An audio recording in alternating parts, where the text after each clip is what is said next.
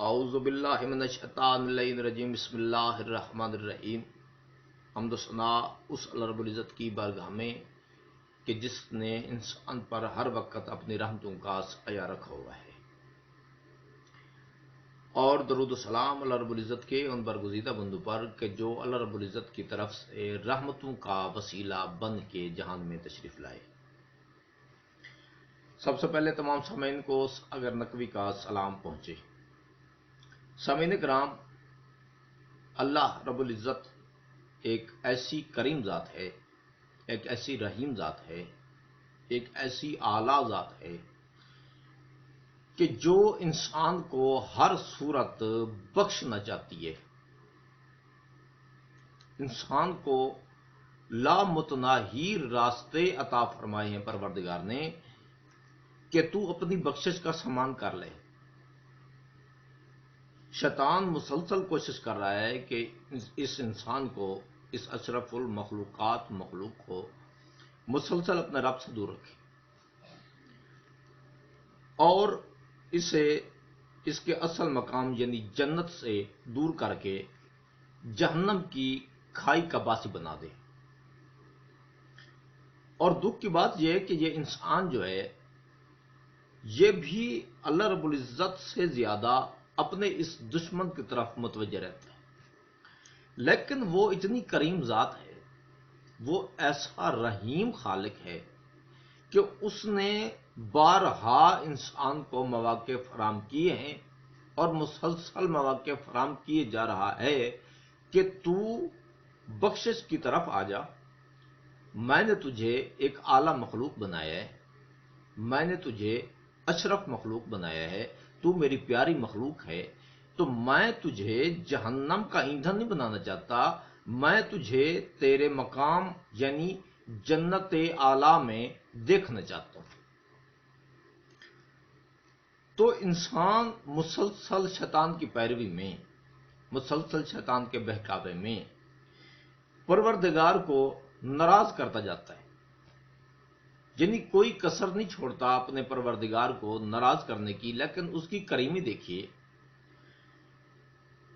کہ مسلسل مواقع وہ پاک ذات فراہم کیے جا رہی ہے انسان کو کہ تو جہنم کے لیے نہیں بنا، میں نے تجھے ایک اعلیٰ مقصد کے لیے خلق فرمایا ہے، اس لیے تو میرا عبد بن جا۔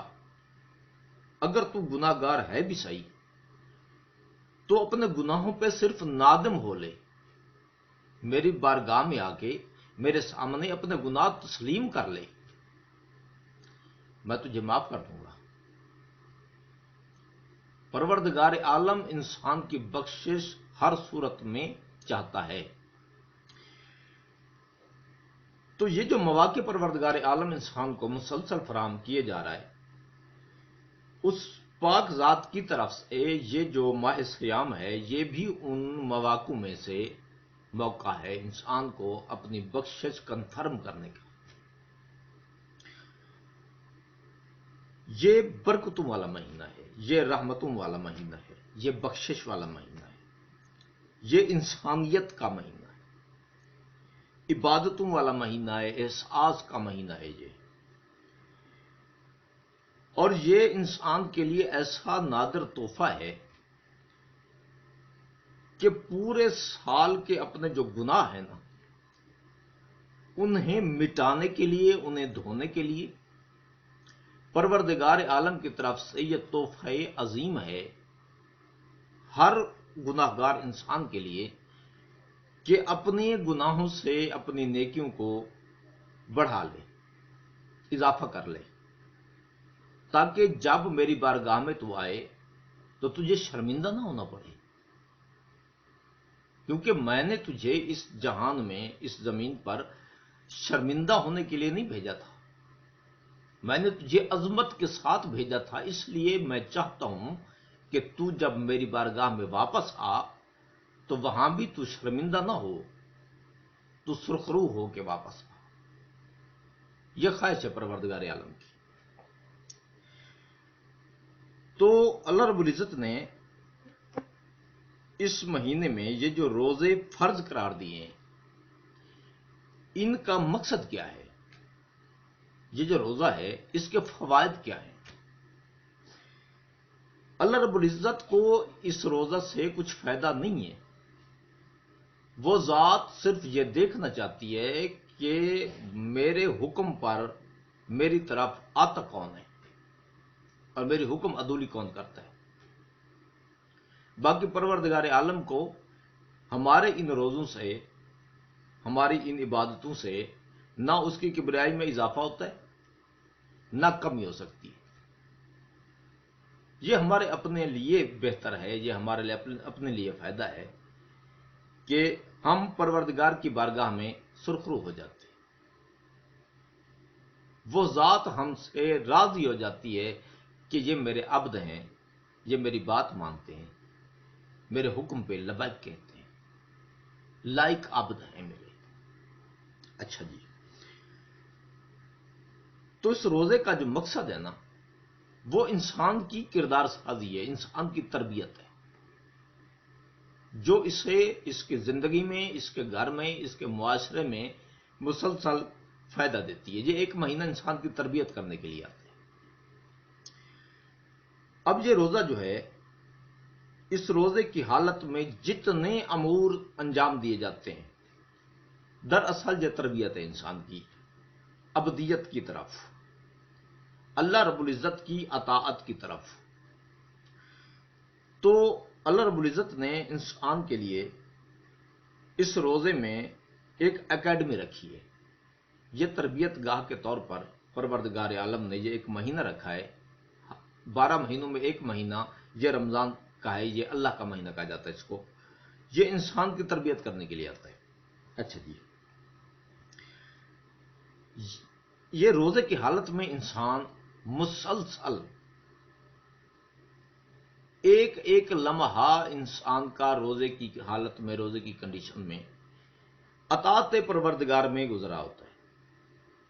یعنی انسان کو پتہ ہوتا ہے، مسلسل یہ احساس رہتا ہے اس انسان کو کہ میں پروردگار کی اطاعت میں ہوں، میں پروردگار کی عبادت میں ہوں، میں پروردگار کی نگاہوں میں ہوں، لہذا مجھے کوئی ایسا کام نہیں کرنا، مجھے کوئی ایسی سوچ نہیں رکھنی کہ جو ناراضگی پروردگار کا سبب بنے۔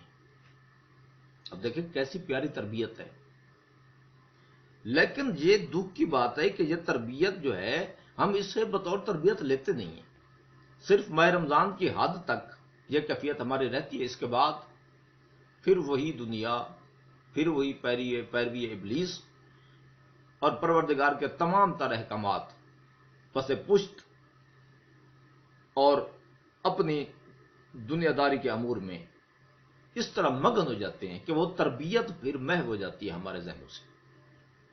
اچھا جی، روزہ نعمات کی قدر کرانے کا نام ہے۔ جن نعمات کو ہم خاطر میں نہیں لاتے، یہ جو کھانے پینے کی نعمات ہیں، ان کو ہم خاطر میں نہیں لاتے، ان کو گنتی میں نہیں لاتے، حالانکہ یہ وہ نعمات ہیں کہ جن کے بغیر ہمارا نظام نہیں چل سکتا، ہمارا گزارا کوئی نہیں ہے، لیکن ان کو ہم بہت چھوٹا تصور کرتے ہیں۔ تو روزہ آ کے پھر ہمیں ان نعمات کی قدر کراتا ہے، ان نعمات کی عظمت بتاتا ہے کہ یہ پروردگار عالم کی طرف سے کتنی عظیم نعمتیں ہیں۔ روزے کی حالت میں پتہ چلتا ہے کھانا کیا ہے، پینا کیا ہے، تو یہ قدر کرا رہے ہیں پروردگار عالم۔ اچھا جی، اور فائدہ اس روزے کا یہ ہے کہ جب انسان ایک کیفیت سے گزرا ہوتا ہے، پیاس کی، بھوک کی، تو پھر اسے احساس ہوتا ہے غربا کا، مساکین کا، کہ اگر بھوک اور پیاس ہو تو انسان پہ کیا گزری ہوتی ہے۔ دیکھیں کتنا پرفیکٹ بنانا چاہتا ہے پروردگار انسان کو، حالانکہ جب انسان کو بنایا تو پرفیکٹ بنایا، لیکن کتنی کریم ذات ہے کہ پھر مسلسل تربیت کا اہتمام بھی کیے جا رہی ہے، اور اس میں فائدہ انسان کا اپنا ہے، آگے کے لیے اچھا ہو جائے گا انسان کا۔ اچھا جی، انسان ہر وقت ایک جیسے حالات میں نہیں رہتا، کبھی فراوانی ہوتی ہے نماز کی، کبھی بہت قلت ہو جاتی ہے، شارٹیج ہو جاتی ہے۔ تو یہ روزہ انسان کی مشکل حالات کے لیے بھی تربیت کرتا ہے، اور اس تربیت میں یہ ہے کہ اگر نماز میں کمی آ جائے، حالات جیسے بھی کمزور ہو جائیں، شکر پروردگار جاری رہنا چاہیے، رکھ سکتا ہے انسان۔ یہ تربیت ہے، یعنی روزے کی حالت میں بھوک بھی ہے، پیاس بھی ہے، نماز سے خود کو روکا ہوا ہے انسان نے اللہ رب العزت کے حکم کے مطابق۔ تو اگر حالات کمزور ہو جائیں تو بھی شکر پروردگار نہیں رکنا چاہیے، مسلسل جاری رہنا چاہیے۔ مسلسل نگاہ خدا میں رہنے کا احساس ہوتا ہے کہ پروردگار مجھے دیکھ رہا ہے، میں اپنے پروردگار کی اطاعت میں ہوں، پروردگار کی نگاہ میں، اس لیے مجھے کچھ غلط نہیں کرنا، یہ چیز۔ اچھا، انسان کو انسان کی صفت انسانی لوٹانے کا طریقہ ہے، یہ لوٹانے کا وسیلہ ہے یہ روزہ۔ انسانی وجود لازمی نہیں ہے کہ انسانیت بھی ہو، تو یہ جو روزہ ہے نا، یہ انسانیت کی صفت کو بیدار کرنے کے لیے ہر حوالے سے انسان میں احساس پیدا ہوتا ہے روزے کی حالت میں، برائیوں سے بچنا، لوگوں کے حقوق کا تحفظ کرنا، کسی کو دکھ نہ پہنچانا، کسی کی تذلیل نہ کرنا، کسی کا حق نہ مارنا، رشوت نہ لینا، سارا کچھ۔ اچھا، تو یہ جو روزہ ہے نا، یہ روزہ صرف اس چیز کا نام نہیں ہے کہ ہم کھانا پینا ترک کر دیں تو ہم روزے دار ہو گئے، نہیں، میں پہلے عرض کر چکا ہوں کہ یہ تربیت ہے، اور تربیت جو ہوتی ہے نا وہ انسان کو پرفیکٹ بنانے کے لیے آتی ہے۔ تو صرف کھانا پینا ترک کرنے کا نام روزہ نہیں ہے، بلکہ جس طرح منہ کا روزہ ہے، پیٹ کا روزہ ہے، کچھ کھا پی نہیں سکتے، یعنی یہ ایسی تربیت ہے روزہ کہ جس میں پروردگار کے حکم کے مطابق، حکم کے سائے میں حلال چیزوں سے بھی ہاتھ اٹھایا ہوا انسان نے، تو وہاں حرام کی اوقات ہی کیا رہ جاتی ہے؟ پورا سال شیطان مسلسل انسان کو حرام کی طرف راغب کرتا ہے، اس ایک مہینے میں پروردگار اس کی پورے 11 مہینے کی جو محنت ہے نا، وہ اس کے منہ پہ مار کے کہتا ہے کہ دیکھ، میں نے اپنے انسان کی تربیت کے لیے کیسا اہتمام فرمایا، تو نے بگاڑنے کی کوشش کی نا، جا 11 مہینے تو نے کوشش کر لی، ایک مہینہ دیکھ میں نے کیسی تربیت کی اپنے اس مخلوق کی۔ کیوں؟ یہ میری پیاری مخلوق ہے، تو کیا سمجھتا ہے کہ تو انہیں بہکائے چلا جائے گا، ان کو جہنم کی راہ پہ ڈالنے کی کوشش کیا چلا جائے گا اور میں دیکھتا رہوں گا؟ نہیں، میں نے انہیں جہنم سے بچانا ہے۔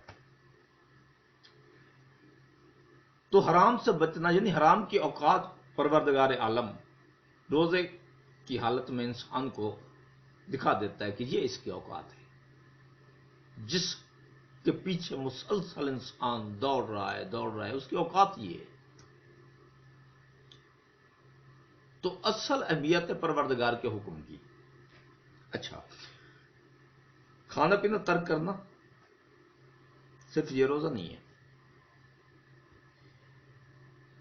زبان کا بھی روزہ ہونا چاہیے، کسی کی تذلیل نہ کی جائے، کسی کو گالم گلوچ نہ دی جائے، کسی کے حوالے سے کوئی غلط بات نہ کی جائے، کوئی جھوٹ نہ بولا جائے، یعنی زبان کا روزہ، حق نکلے، سچ نکلے اس زبان سے، ذکر خدا ہو اس زبان سے۔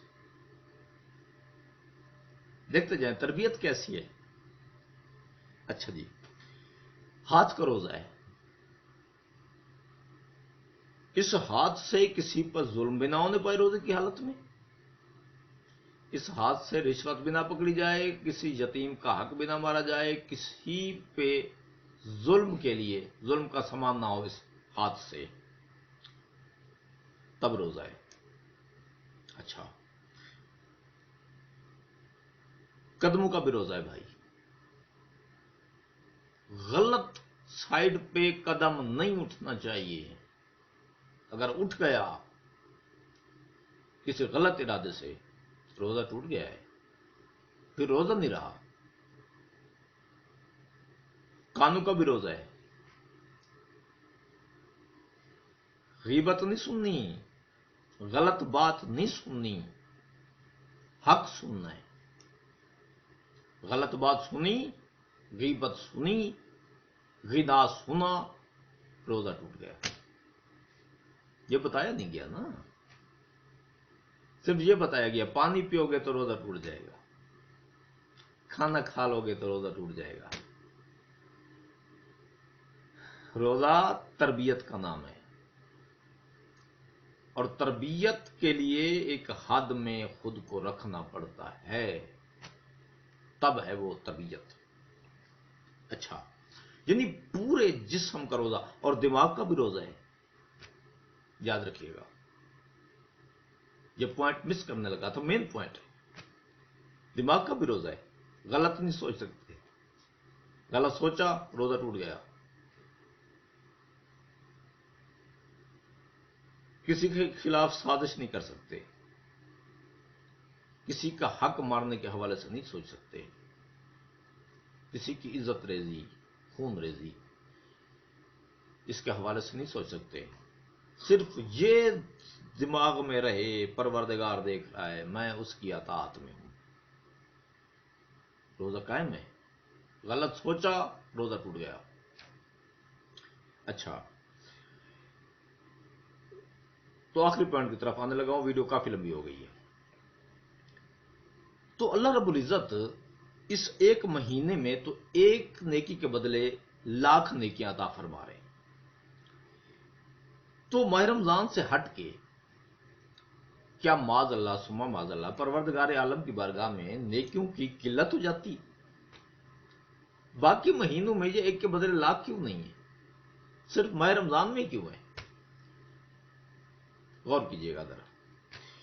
یہ اس لیے ہے میرے بھائی کہ پورا سال انسان اپنی عادتیں بگاڑ چکا ہوتا ہے، مسلسل دنیا داری میں مصروف رہ کے پروردگار عالم کے احکامات کو مسلسل پس پشت ڈالتے ہوئے عادی ہو چکا ہوتا ہے سرکشی کا.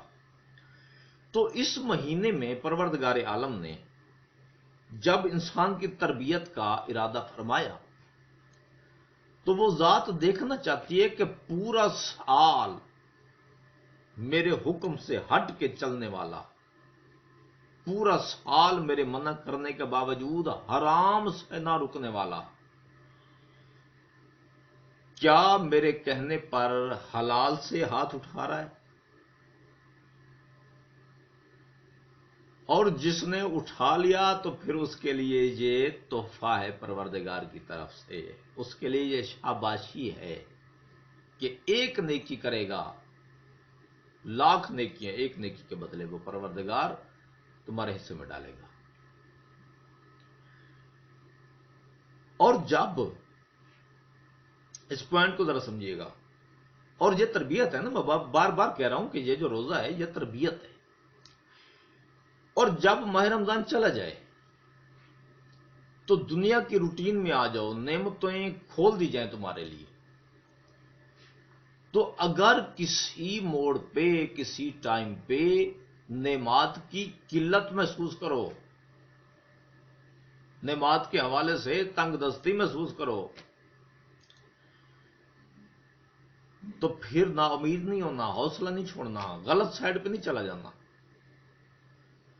کہ چلو جی اس طریقے سے باقی بھی تو رشوت کے ذریعے کما رہے ہیں، چلو میں بھی کما لوں. نا، یہ تربیت ہے، اسی چیز کی تربیت ہے.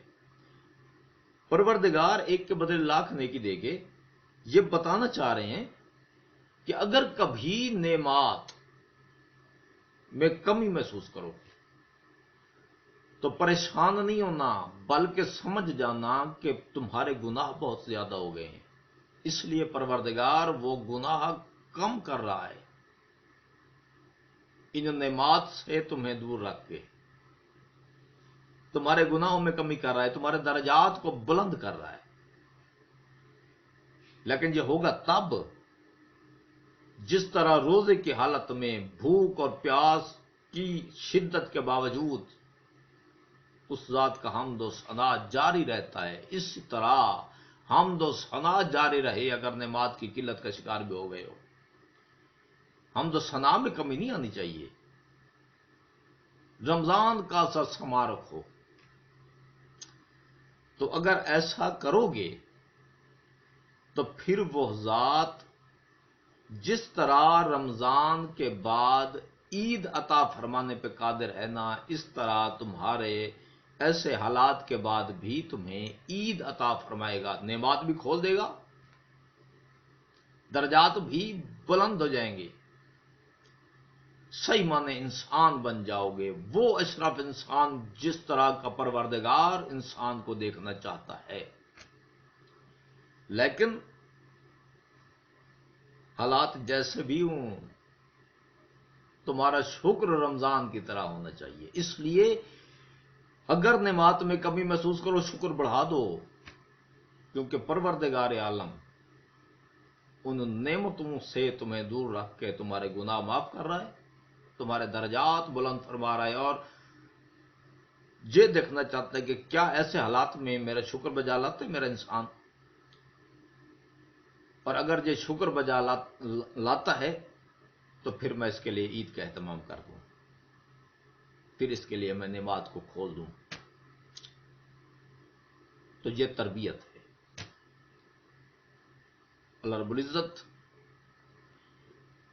اس تربیت کو ہمارے لیے خیر قرار دے، ہمیشہ کی خیر قرار دے۔ یہ نہ ہو کہ یہ 30 دن تو اس تربیت میں رہیں اور جیسے ہی یہ 30 دن گزریں یہ تربیت ہمارے دماغ سے نکل جائے، ہم اس تربیت کو بھول بیٹھیں، ہم اس تربیت کی لاج نہ رکھ پائیں، تو پھر ان 30 دنوں میں یہ بھوک پیاس یہ سہنے کا فائدہ نہیں ہے۔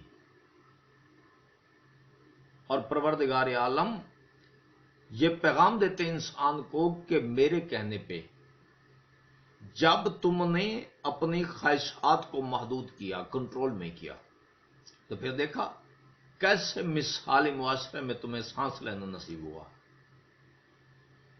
اگر آگے بھی اسی تربیت پہ چلو گے